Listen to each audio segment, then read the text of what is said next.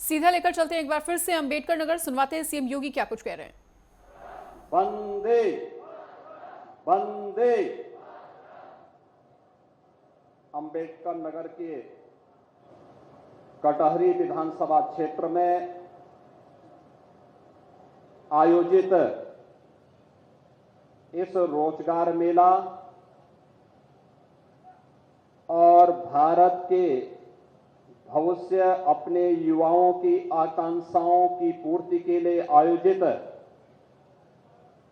स्वामी विवेकानंद सशक्तिकरण योजना के अंतर्गत टैबलेट और स्मार्टफोन वितरण के आज के इस कार्यक्रम में मंच पर उपस्थित प्रदेश सरकार के जल शक्ति मंत्री श्री स्वतंत्र देव सिंह जी, प्रदेश सरकार के मत्स्य मंत्री डॉक्टर संजय निषाद जी, उत्तर प्रदेश सरकार के व्यावसायिक शिक्षा के मंत्री श्री कपिल देव अग्रवाल जी, प्रभारी मंत्री और प्रदेश के खेल और युवा कल्याण विभाग के मंत्री श्री गिरीश चंद्र यादव जी, जिला के संगठन प्रभारी विधान परिषद सदस्य श्री पदम सिंह चौधरी जी, सदस्य विधान परिषद पूर्व सांसद श्री हरिओम पांडे जी, भारतीय जनता पार्टी के जिलाध्यक्ष श्री त्र्यंबक त्रिपाठी जी,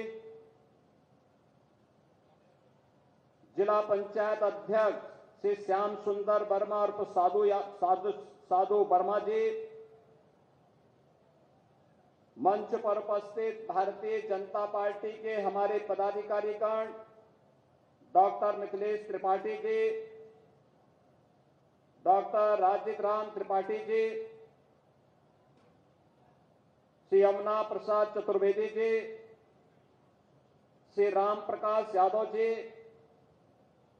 ज्ञान सागर सिंह जी, रमा शंकर सिंह जी, शिव नायक वर्मा जी, पूर्व सांसद श्री रितेश पांडे जी,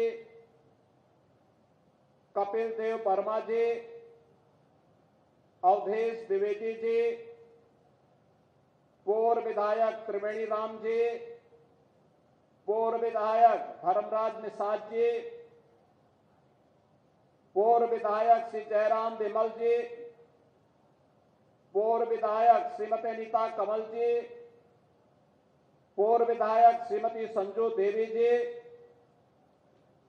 डॉक्टर राणा रणधीर सिंह जी,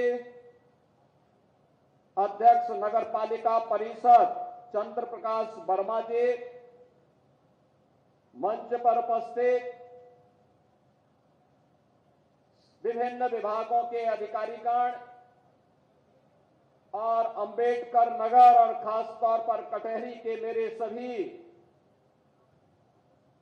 युवा ऊर्जा के धनी मेरे सभी युवा साथियों, बहनों और भाइयों, आज मुझे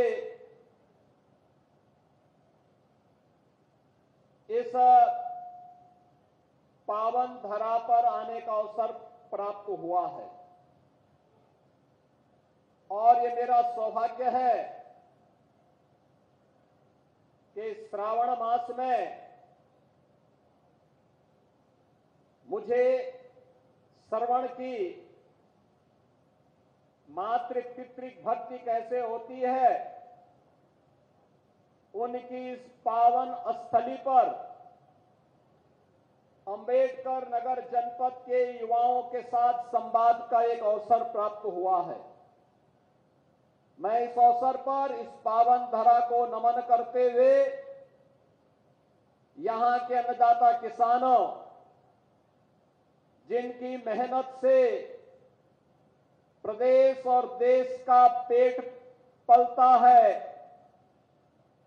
जिन किसानों के अथक प्रयास से खाद्यान्न के भारत के लक्ष्य को पूरा करने में उत्तर प्रदेश सफल हो पाता है, उद्यमियों का, व्यापारियों का, नौजवानों का, समाज के प्रत्येक तबके के उन सभी नागरिकों का हृदय से अभिनंदन करते हुए आज मैं अपने इन युवाओं के साथ संवाद करने के लिए विशेष रूप से अंबेडकर नगर जनपद में आया हूं। बहनों और भाइयों, आज यहां पर अनेक कार्यक्रम हो रहे हैं। इस कार्यक्रम में अभी मैं यहां आने के पहले, मंच पर आने के पहले मैंने यहां पे ऋण मेला के आयोजन को भी देखा। फिर 46 कंपनियों के द्वारा युवाओं के प्लेसमेंट के लिए, नौकरी के लिए लगाए गए स्टॉल को भी देखा और युवाओं के इंटरव्यू के कार्यक्रम को बहुत नजदीक से देखा। मैंने यहां की महिला स्वयंसेवी बहनों के द्वारा किए जा रहे प्रयास को भी बहुत नजदीक से महसूस किया। मैंने यहां के उद्यमियों के द्वारा अंबेडकर नगर, जो आज से 7 वर्ष पहले माफिया और अपराधियों के कारण अपनी पहचान को समाप्त कर रहा था, इस जनपद में नए उद्योग आ रहे हैं। इस कार्य को, उद्यमियों के प्रयास को ही मैंने देखा और फिर मुझे अपने युवाओं को टैबलेट देने का और जॉब पत्र देने का भी अवसर प्राप्त, नियुक्ति पत्र देने का भी अवसर प्राप्त हुआ है। एक साथ यहां पे बृहद रोजगार और ऋण मेला 5100 युवाओं को आज टैबलेट वितरण का कार्यक्रम होने जा रहा है। इसके लिए मैं आप सबका हृदय से अभिनंदन करता हूं, आपको बधाई देता हूं और अपनी शुभकामनाएं देता हूं। बहनों और भाइयों, आज हमारा अंबेडकर नगर किसी भी मायने में कम नहीं है। एक अंबेडकर नगर आज बगल में अयोध्या धाम के द्वारा, अयोध्या धाम में जो परिवर्तन देखने को मिल रहा है, उसका लाभ अंबेडकर नगर जनपद को सीधे सीधे मिलने वाला है। दो एक्सप्रेस हाईवे, एक एक्सप्रेस हाईवे पूर्वांचल का और दूसरा गोरखपुर लिंक एक्सप्रेसवे, ये दोनों भी अंबेडकर नगर जनपद से होकर के जा रहे हैं।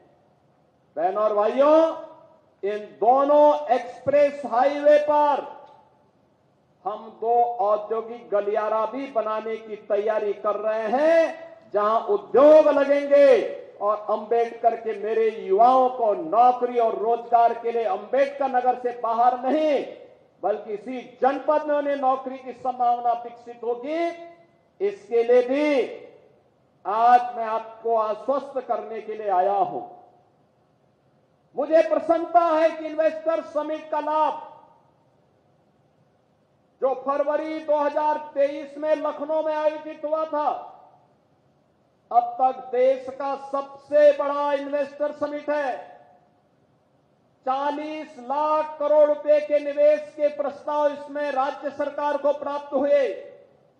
और बहनों और भाइयों, ये 40 लाख करोड़ रुपए के निवेश के प्रस्ताव का मतलब 1,35,00,000 से अधिक युवाओं को सीधे सीधे नौकरी देने की गारंटी।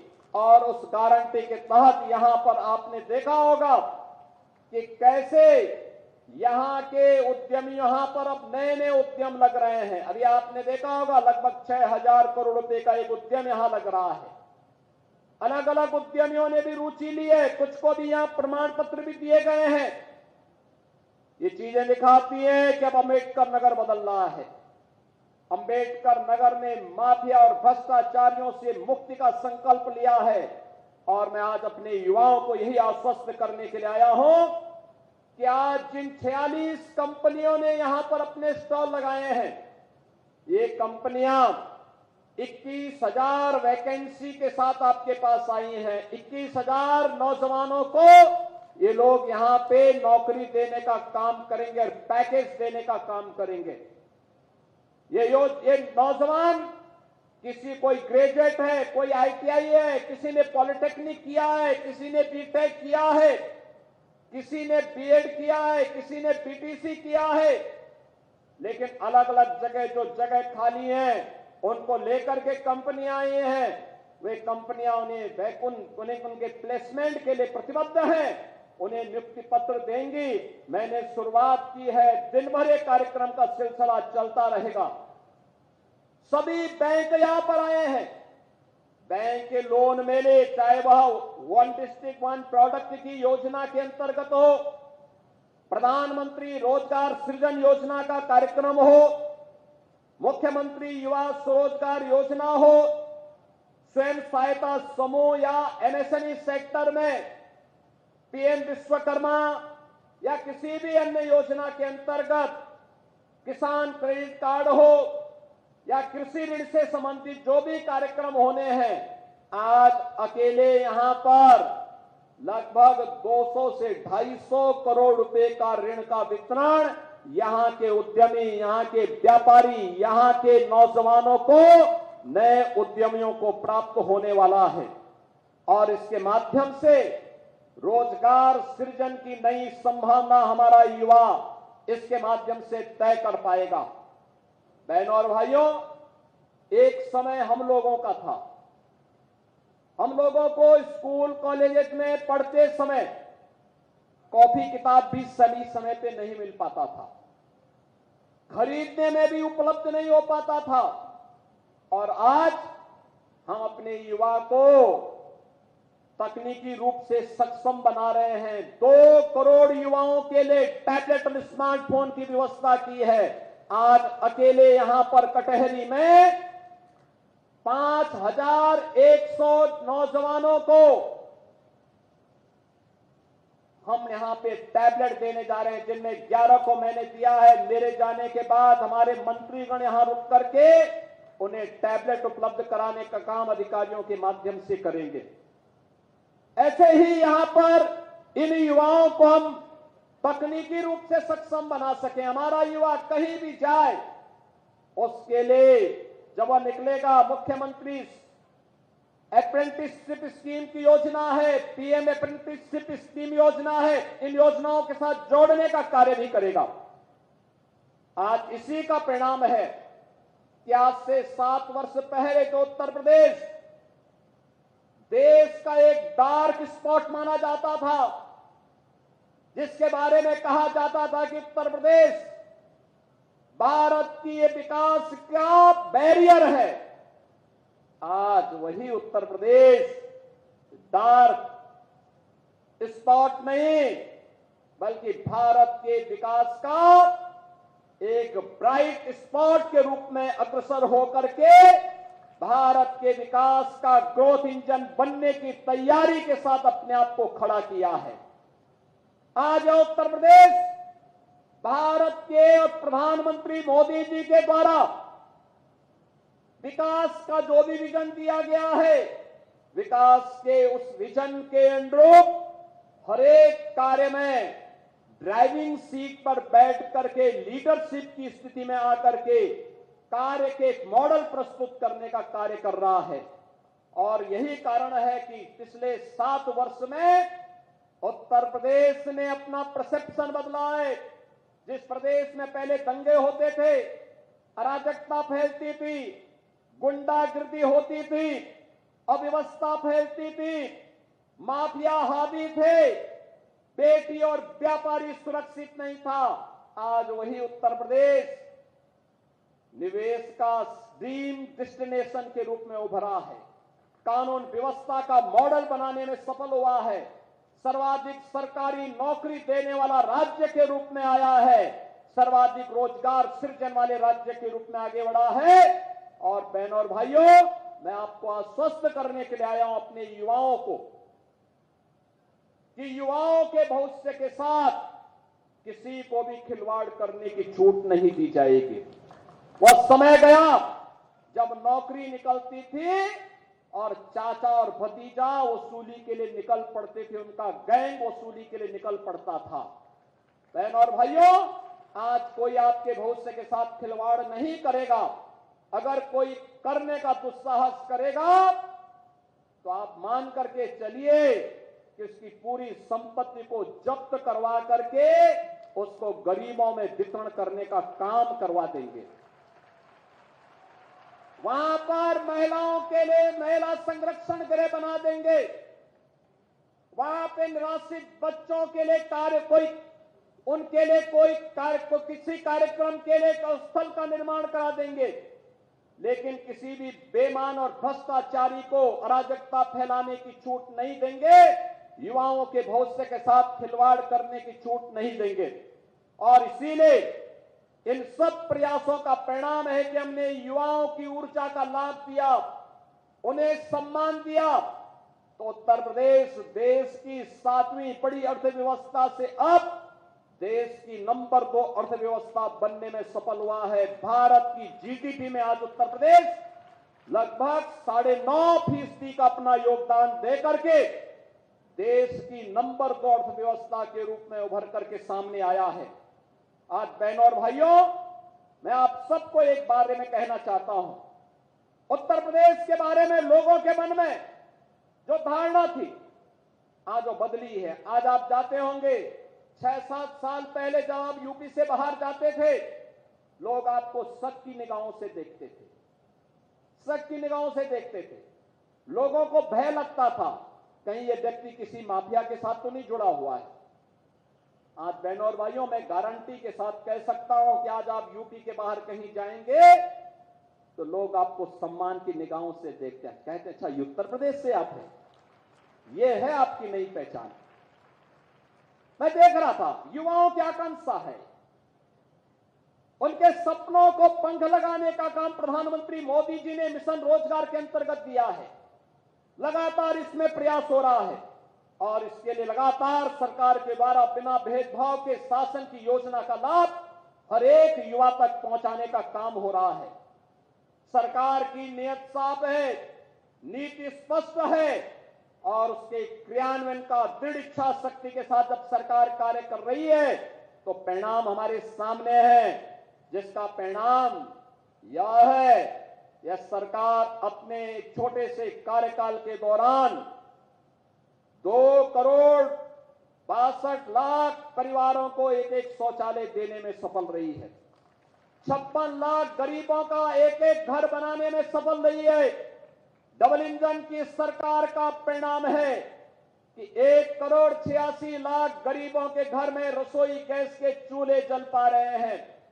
1,56,00,000 परिवारों को निःशुल्क बिजली के कनेक्शन दिए गए हैं और सरकार की नीयत साफ है। तो इसका परिणाम है उत्तर प्रदेश देश के अंदर 5,11,00,000 से अधिक लोगों को 5 लाख रुपए की स्वास्थ्य बीमा का आयुष्मान भारत की सुविधा देने वाला पहला राज्य बनता है। 15 करोड़ गरीबों को फ्री में राशन की सुविधा का लाभ देता है। बहनों और भाइयों, उत्तर प्रदेश एक ऐसे राज्य के रूप में उभरा है जिसमें देश बड़ी आशा भरी निगाहों से देख रहा है। विकसित भारत के सपने को साकार करने के लिए आज उत्तर प्रदेश जिस दिशा में आगे बढ़ा है, उसके लिए हम लोगों को, सभी लोगों को मिलकर के प्रयास करना होगा और उसी प्रयास के क्रम में आज हम सब आपके पास आए हैं आपसे कहने के लिए कि हमारा युवा भारत का वर्तमान और भारत का भविष्य है। इस युवा ऊर्जा के साथ सरकार हमेशा खड़ी होकर के उसके सम्मान के लिए, उसके स्वावलंबन के लिए और समाज के प्रत्येक तबके के लिए उन्हें पूरी सुरक्षा प्रदान करने के लिए पूरी प्रतिबद्धता के साथ कार्य करेगी। आज उसी क्रम में मुझे अंबेडकर नगर जनपद के युवाओं के साथ संवाद बनाने का अवसर प्राप्त हुआ है। यहां विकास की चर्चा यहां के एमएलसी श्री हरिओम पांडे जी के द्वारा की गई। मैं आपको आश्वस्त करता हूं, विकास की प्रक्रिया में अंबेडकर नगर पिछड़ने नहीं पाएगा। विकास की प्रक्रिया अनवरत आगे बढ़ेगी। सड़क हो या बिजली, पानी हो या अन्य बुनियादी सुविधाएं, विकास की इस प्रक्रिया के लिए जहां भी आपके द्वारा आवाज लगाई जाएगी, हमारा ये मंत्री, हमारे मंत्रीगण आपके साथ खड़े होंगे। और इसीलिए जब मैं मंच पे आया तो हमारे खेल मंत्री, जो यहाँ के प्रभारी मंत्री हैं, यहाँ पर अक्सर आके घूमते हैं, उन्होंने मुझे अवगत कराया। उन्होंने कहा कि मैं पिछली बार कटेहरी आया था तो यहाँ के नौजवान कह रहे थे कि एक स्टेडियम यहाँ के लिए स्वीकृत हो जाए, तो मैंने कहा यहाँ के लिए एक स्टेडियम स्वीकृत कर दो। मैं आपको बधाई देता हूं। उन्होंने मुझे ये भी बताया कि स्टेडियम के लिए जमीन भी हो गई है। बहनों और भाइयों, हमारा यहां का युवा आगे बढ़ेगा, खेलेगा तो खिलेगा, और जब खिलेगा तो देश को आगे बढ़ाने में अपना योगदान देगा। मैं इस कार्यक्रम के बाद अभी गाजीपुर जा रहा हूं। हमारा जो खिलाड़ी आज अच्छा कर रहा है, कॉमनवेल्थ में ललित उपाध्याय ने मेडल जीता था देश के लिए ओलंपिक में, हमने उसको सीधे डिप्टी एसपी की नौकरी दी है। विनोद यादव को नायब तहसीलदार बनाया है। आपके कॉमनवेल्थ गेम्स में पारुल चौधरी को डिप्टी एसपी बनाया, उसने गोल्ड मेडल जीता था। और मैं आपसे कहूंगा, ये स्टेडियम पारुल चौधरी बनाने के लिए, विनोद यादव बनाने के लिए, ललित उपाध्याय बनाने के लिए, और पाल जाति का वह गरीब नौजवान जो इस बार ओलंपिक में हॉकी टीम का सदस्य था, बेहतरीन खेल का परिचय दिया, आज वह नौजवान भी गाजीपुर के इस कार्यक्रम में मेरे सामने आने वाला है। बहनों और भाइयों, आप सभी युवाओं से मैं कहूंगा, चाहे वह खेल के लिए हो, युवाओं के उज्जवल भविष्य के लिए हो, उनकी नौकरी, रोजगार और स्वरोजगार के लिए हो, या उनके लिए विकास की बुनियादी सुविधाएं देने के लिए है, बिना भेदभाव के ये डबल इंजन की सरकार प्रधानमंत्री मोदी जी के नेतृत्व में इन सभी सपनों को पंख लगाने के लिए पूरी प्रतिबद्धता के साथ कार्य करेगी। इस विश्वास के साथ यहां पे टैबलेट देने के लिए जो भी हमारा युवा आया है, उसे हमारे यहां जल शक्ति मंत्री श्री स्वतंत्र देव सिंह जी, श्री डॉक्टर संजय निषाद जी, कपिल देव अग्रवाल जी, हरिओम पांडे जी, और यहां की जो हमारी टीम है, ये सभी लोग यहां पर रह करके इसका वितरण बाकी लोगों को करेंगे। और रोजगार मेले में जिन युवाओं को आज नियुक्ति पत्र प्राप्त होने जा रहा है, जिन्हें ऋण मेला, इस ऋण भी उपलब्ध हो रहा है, आवश्यकता पड़ने पर उन्हें भी उन पंडालों में जाकर के उनका पत्र और उनका पैकेज उपलब्ध करवाने का कार्य करेंगे। यह हमारे युवाओं के लिए एक अवसर है, और मुझे लगता है कि यहां का ये मॉडल हर जनपद में हम करेंगे, जिससे लोगों के सामने लगना चाहिए कि कटहरी का मॉडल है। हर प्रदेश के हर जनपद के युवाओं को यह अवसर प्राप्त होना ही चाहिए। आज के इस अवसर पर एक बार फिर से आप सबको मैं इस अवसर पर अपनी बधाई देता हूं। रक्षाबंधन आने वाला है, आपको रक्षाबंधन की भी अपनी शुभकामनाएं देता हूं। तमाम बहनें बेटी बैठी हुई हैं, बेटियां बैठी हुई हैं। रक्षाबंधन के अवसर पर उनके लिए फ्री बस की सेवा हम लोग उपलब्ध करवाने जा रहे हैं 24 घंटे के लिए। वे जाएं, अपने साथ एक व्यक्ति, परिवार के किसी एक सदस्य को भी लेके जा सकती हैं। फ्री में बस की सुविधा आपको परिवहन निगम की बसेज में प्राप्त होगी, और आप रक्षाबंधन के इस पर्व को आगे बढ़ाएंगे। और फिर इसके उपरांत 26 और 27 में, पहले 23, 24 और 25 में, 30 और 31 में उत्तर प्रदेश पुलिस में 60,000 से अधिक नौजवानों को सीधे सीधे भर्ती करने के लिए परीक्षा होने जा रही है।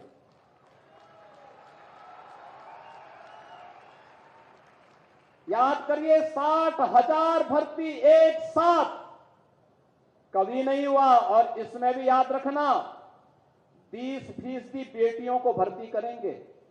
जिससे सड़कों पर सोहदों को ठीक उपचार कर सकें। और दूसरा, पारदर्शी तरीके से बिना भेदभाव के भर्ती होगी। उत्तर प्रदेश के हर जनपद का नौजवान उसमें भर्ती होगा। यह प्रक्रिया इन 5 तिथियों में संपन्न होने जा रही है और 26 और 27 को परित्राणाय साधूनाम विनाशाय च दुष्कृताम का उद्घोष करने वाले लीलाधारी भगवान श्री कृष्ण की पावन जन्माष्टमी का भी अवसर है। आपका जनपद तो ऐसे दुष्प्रवृत्तियों से पहले ही मुक्त हो चुका है। बाकी जो बचे होंगे वे भी कहीं लुढ़कते हुए कभी पकड़ में आ जाएंगे। चिंता करने की कोई आवश्यकता नहीं, सरकार आपके साथ में है। आपको रक्षाबंधन और श्री कृष्ण जन्माष्टमी की हृदय से बधाई देता हूं, अपनी शुभकामनाएं देता हूं।